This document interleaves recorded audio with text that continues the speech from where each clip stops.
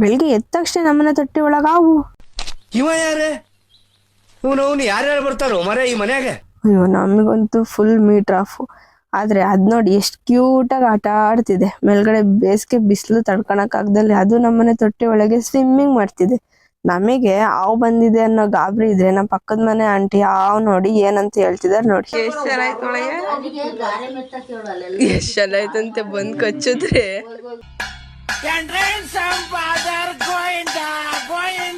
ನಾವ್ ನೋಡ್ತಾ ಇದ್ದಂಗೆ ನಮ್ಮ ಏರಿಯಾದಲ್ಲಿ ಇರೋರೆಲ್ಲ ಬಂದ್ಬಿಟ್ರು. ಅದು ಹಾವು ಬಂದಿರೋದು ನಮ್ಮನೆಗೆ. ಅಲ್ಲಿರೋರ್ಗೆಲ್ಲ ಟೆನ್ಷನ್ ಇದೆ, ಭಯ ಇದೆ.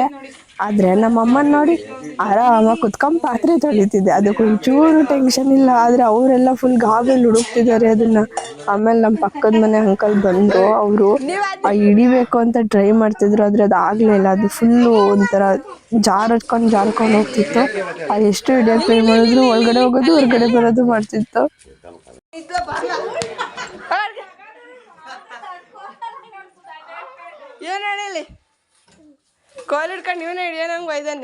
ಅವ್ರು ಎಷ್ಟು ಹಿಡಿಯೋಕ್ ಟ್ರೈ ಮಾಡ್ತಿದ್ರು ಗೊತ್ತಾ ಗೈಸ್. ಆದ್ರೆ ಸಿಗ್ತಾನೆ ಇರಲಿಲ್ಲ.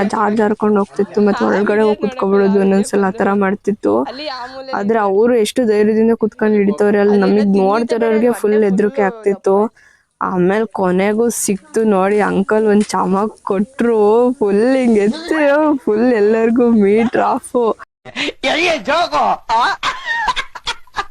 ಎಲ್ಲ ಹಾರ್ಟ್ ಕೈಗೆ ಬಂದ್ಬಿಟ್ಟಿತ್ತು. ಹಂಗ್ ಮಾಡ್ಬಿಟ್ಟಿದ್ರು ಅಂಕಲ್. ಕೊನೆಗೂ ಸದ್ಯ ಸಿಕ್ತು ಅದನ್ನ.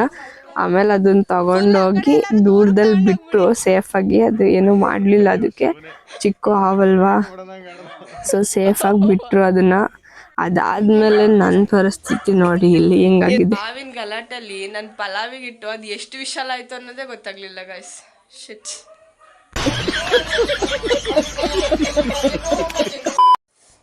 ಪಲಾವು ಕರೆಕ್ಟಾಗಿ ಆಗಿದೆ. ಈಗ ತಿಂದ್ಬಿಟ್ಟು ಕೆಲ್ಸಕ್ಕೆ ಹೋಗೋಣ. ಇವತ್ತಿನ ವಿಡಿಯೋ ಇಷ್ಟೇ. ಬಾಯ್ ಬಾಯ್.